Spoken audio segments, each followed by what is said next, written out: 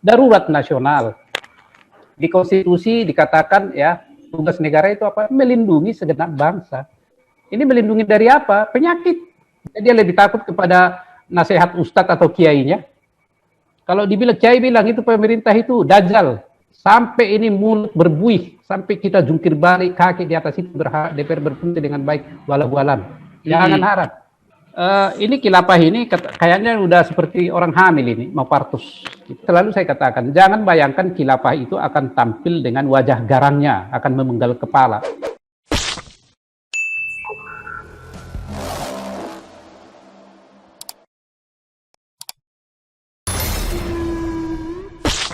Nah, tentang COVID ini, Pak, ya, kalau dari kita berpandangan dari Kerukunan Masyarakat Hukum Adat Nusantara, ini adalah darurat nasional. Di konstitusi dikatakan ya, tugas negara itu apa? Melindungi segenap bangsa. Ini melindungi dari apa? Penyakit. Darurat nasional, maka penanganannya juga tidak bisa seperti biasa. Harus sistem komando, harus sistem darurat. Itu yang saya katakan tadi, dengan cara begini akan begini terus. Jangan harap, Pak, ini rakyat ini takut kepada sesama. Dia takut kepada pemerintah. Dia lebih takut kepada nasihat ustadz atau kiainya. Kalau dibilang kiai bilang itu pemerintah itu dajjal, pemerintah itu kafir katanya. Itu semua anak buahnya itu manut itu. Nah, kalau kita beda, kan gitu.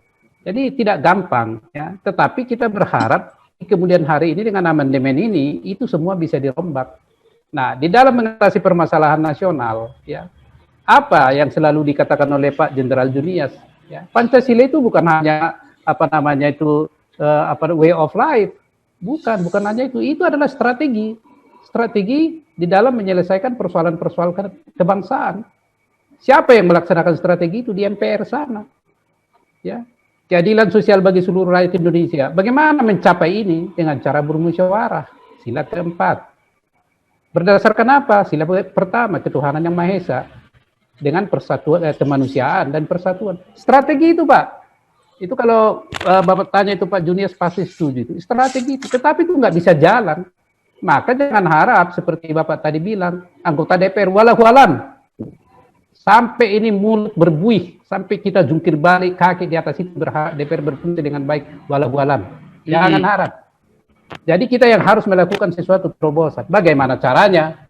Ya nggak usah takut bersuara seperti yang dibilang Pak Pauli ini. Ya kritik membangun. Hajar aja boleh. Itu nggak urusan kita. Iya. Nah itu kalau saya, robah itu, amandemen itu, Undang-Undang 45. MPR itu tidak boleh ada di situ anggota DPR. Kalaupun ada anggota DPR jumlahnya sedikit, supaya nggak dirusak itu MPR.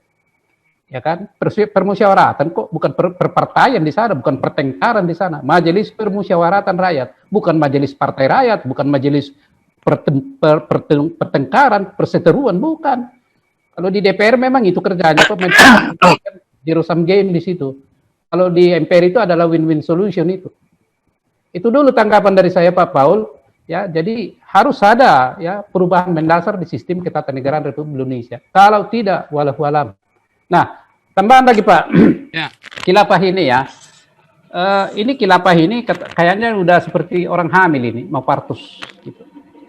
Mau partus ini kilapah ini di 24 ini. Jadi kita tidak, saya katakan, jangan bayangkan kilapah itu akan tampil dengan wajah garangnya, akan memenggal kepala. Kalau dia melakukan itu di suatu negara, maka dunia ini akan musuh dia, ya kan? Dia itu akan tampil soft. Nanti sistem ketatanegaraan ini dirubah, ada Dewan Mullah. Dia akan bilang, ini kilapah Pancasilais katanya, coba. Apa enggak bingung kita dengan stigma itu, paradigma itu? Hah? Kilapah nasional. Wah, bingung apalagi nih kan gitu. Dikibulin semua kan. Hah? Dengan ilmu apanya itu, ilmu yang sok-sok mengalah itu. Jadi jangan dibayangkan Pak khilafah itu dengan tampil dengan wajah seramnya. Oh tidak, mereka akan menyusup. Sama seperti sekarang ini sejak zaman Habibie mereka menyusup kemana-mana di struktur pemerintahan. Sehingga Jokowi itu ibaratnya menggerakkan negara ini, menggerakkan mobil yang sudah karatan semua. Karatan semua. Di posisi penting itu sudah diisi oleh mereka. Jangan main-main itu. Apakah di komisaris, apakah di kementerian. Nah, ini kita harus aware. Ya, khilafah itu akan tampil dengan wajah yang soft. Akan dibentuk semacam Dewan Mullah. Dewan Mullah ini yang mengatasi konstitusi. Semua mereka menentukan Pak. Kita tidak berkutik. Nah ini yang harus diantisipasi. Maka betul-betul berpartisipasi di amandemen Undang-Undang 45. Dorong itu supaya ada amandemen. Begitu yang bisa, ya. Begitu dulu Pak Paul yang bisa sampai. Ini ada Lobusonak nih, Lobusonak Apa? silakan. Terima kasih. Anda telah menyimak materi video ini sampai selesai. Kami berharap Anda bisa memberi masukan kepada yang lainnya melalui kolom komentar dari sudut pandang Anda yang berbeda. Komentar Anda akan memberikan edukasi atau bahan pertimbangan bagi generasi dalam memahami narasi atau sumber berita yang belum tentu sesuai dengan fakta. Tapi sebaiknya bagi Anda yang belum subscribe, silahkan subscribe terlebih dahulu supaya komentar Anda tidak terbaca spam. Dan bagikan link video ini ke media sosial lainnya supaya teman Anda bisa berbagi pengalaman bersama kita. Terima kasih. Dan enjoy saja bersama Sodron Channel.